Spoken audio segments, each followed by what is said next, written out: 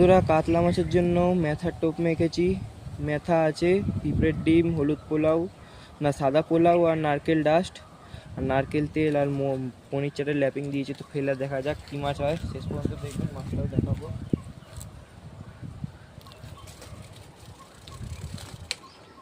তো বন্ধুরা এখানে আমাদের ফেলা হয়ে গেছে, এবার আমরা দেখবো কী মাছ হয়। বন্ধুরা আজ আমরা পুঁটি মাছ দিয়ে শোল মাছ ধরবো। তো দেখা যাক কীরকম সাইজের শোল হয়। তো এটাকে এবার আমরা ফেলে নেবো।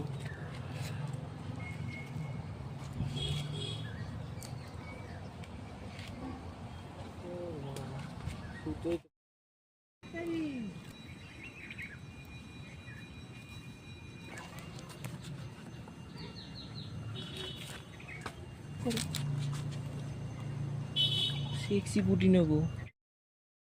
তো বন্ধুরা আজকে পুঁটি মাছ দিয়ে শোল মাছ ধরবো। তো দেখা যাক কেমন সাইজের শোল হয়।